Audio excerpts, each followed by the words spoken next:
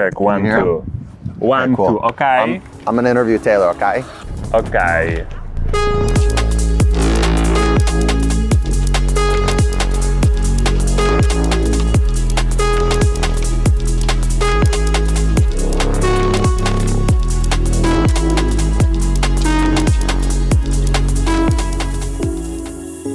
Why do you want to do this trip? I wanted to do this trip because you and I have never been to Italy together before. I lived in Italy for 6 years and we've been best friends since high school, so it made sense that at some point we would go to Italy together. And you've been training your little body off and looking good on a bike, so it was about time to mildly throttle you on some casual Apulian roads. Yeah, my name is Gabe Kennedy. I am from Boulder, longtime friends with Taylor. I'm a chef and entrepreneur. I was definitely expecting to push myself to get outside of my comfort zone. I've never spent this many kilometers, miles, hours, days consecutively on a bike. We are here in Bari and we are doing a 4-day bike tour, Bari to Bari, by way of Ostuni, Alberobello, and Matera. 2 places I've never been. 1 place technically I've been in the Giro d'Italia in 2013, but I don't remember it all. I was expecting chaos coming here to the south because everybody in the north says that the south is so chaotic. But I found that the roads were actually very tranquillo, chill, and the drivers also understanding, and we didn't have anybody who honked at us in an aggressive way, whereas if you're in the north, then people are a little bit more stressed. Day 1, we woke up to very strong winds. The wind is just howling. I'm looking at the sea out the window and it looks like, you know, Old Man in the Sea. And the wind was kind of shifting more and more into a tailwind direction as the day got going. So day 1 was very, I would say, easy, straightforward. We went through Monopoly. We go to the port.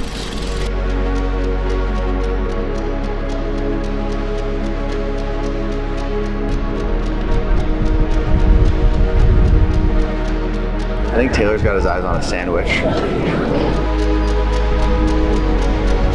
But we need some focaccia.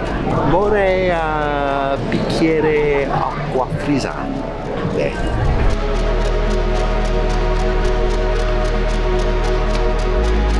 We also went through Polignano, which was absolutely beautiful.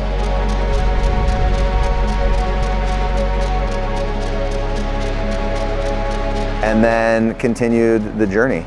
And day 1 was like pretty solid for me. I didn't feel like day 1 was too much of a haul. From sleeping in the fold-out couch to then arriving to the masseria, where they make all of their own wheat, they make all of their own vegetables, they take milk from their own cows. It's like a full-on in-house production. We're happy to be here, the masseria, and it's almost dinner time, I think. Bread at this masseria was unbelievable. It was like hot, spongy, this crust that was just so intoxicating, with olive oil from the land, flour from the land, olives in the bread from the land. It was just spacca.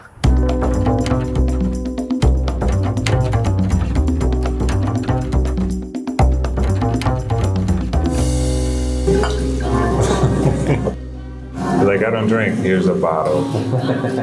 Okay. Okay.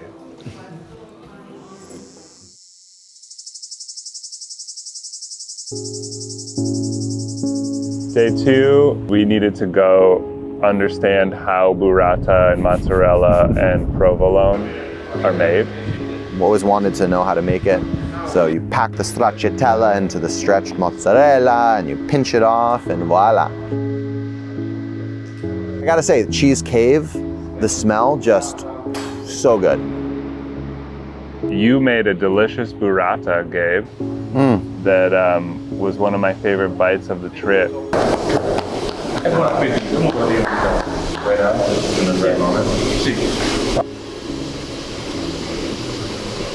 That's good. Che bomba.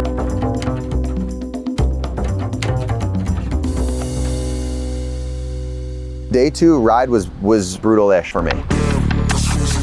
Actually, that day we were supposed to have kind of an easy day because it was a headwind the whole time, and it was very up and down. It proved to be pretty difficult all the way to Alberobello, and it was a little bit colder.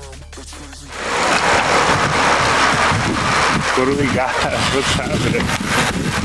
It's a sun shower, a heavy sun shower. Cycling is an individual sport, but the power of doing it together is exponentially greater. It was just up and down and up and down and up and down, and we were doing a lot of stopping. It was hard to find a rhythm.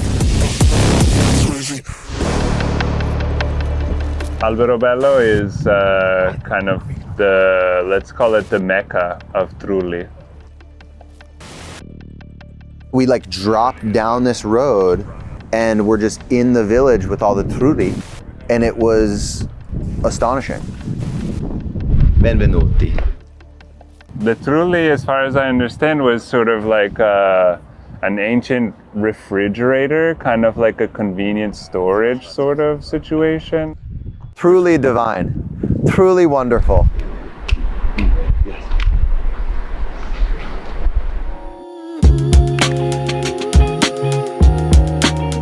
In the morning of day 3, we go to this olive oil producer just outside of Alberobello. Alberobello. Just outside of Alberobello. You need just a small quantity of oil like this. That's very nice. Good extra virgin olive oil smells like freshness. Artichokes, almond, tomato. The plan for today is we go from Alberobello here to Matera, So everyone's talking about the big day, you know? Big day. the Queen stage. That doesn't necessarily, you know, make me feel, it's exciting, but it's also a little bit nerve-wracking. So in my mind, I'm like eating a big dinner, and I'm like doing all the things that I need to do to have the fuel. Listening to Taylor on that. I'm here as his shepherd to guide him through this experience.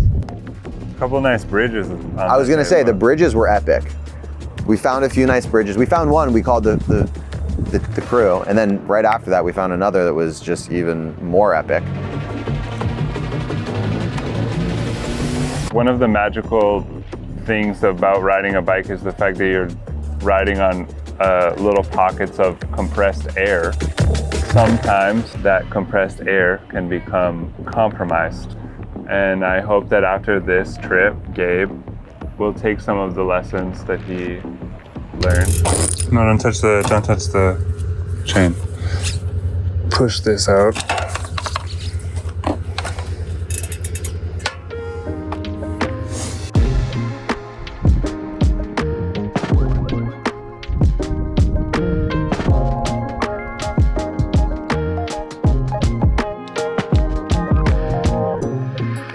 So after we do the flat tire, we roll, and then we hit the climb.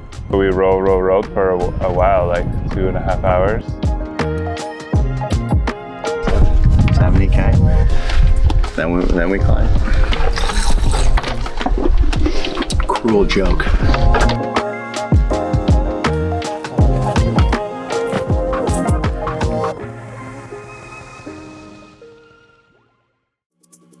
I'm kind of like, when is this thing gonna hit? And I wouldn't say anxious, but definitely anticipatory to like when we're going to be doing the climb.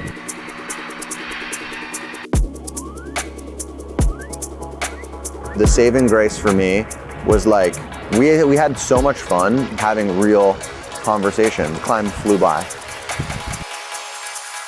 And then we got to descend, which was so fun. And then into Matera, which was a very long climb. And I felt like I had nothing left in the tank. We had just had what I like to call a cyclist speedball, which is Snickers and a Coca-Cola. Microdose.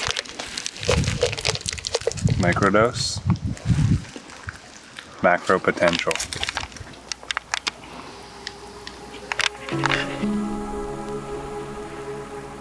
The bike can take you such a long distance. The smells, temperature, the climate, it's a more immersive experience, obviously.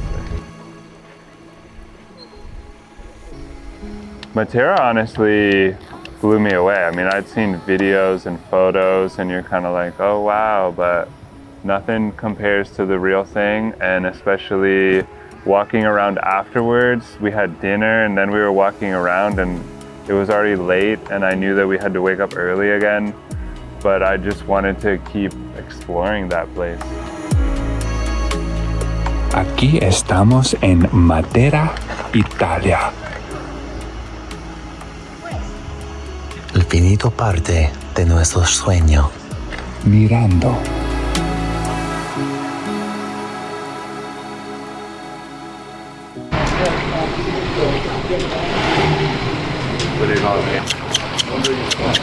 We are waking up with the sun in Matera. We're gonna go check out the city from a vantage point. Maybe have a cornetto. We felt like we could get lost in the city for weeks. It was really, really special and really beautiful. And I think for me, this just incredible energy to be in that environment where I'm thinking about how many people over centuries have walked these streets and seen these things and, you know, touched these buildings. And like, it was really, really great. Sometimes you gotta touch something old to feel something new. You know what I mean?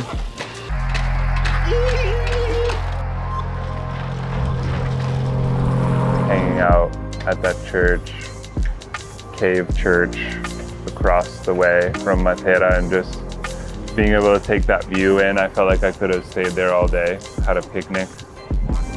Looking at this epic landscape and city and like imagining the people that lived here before, like going down to the river to get the water and going out. How incredibly lucky I am to be pushing myself, going out of my comfort zone with my best friend in this place on the globe that I've stared at my entire life with support, eating delicious food.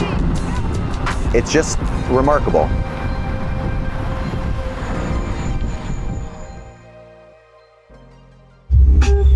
I mix the coconut oil right in it, but damn, I think this tastes pretty good. So much fun. Summer or in the winter in the woods, but New York's getting cold, so I make a little something. I bring it in the warmth with a gluten-free muffin. But why is this mix so good?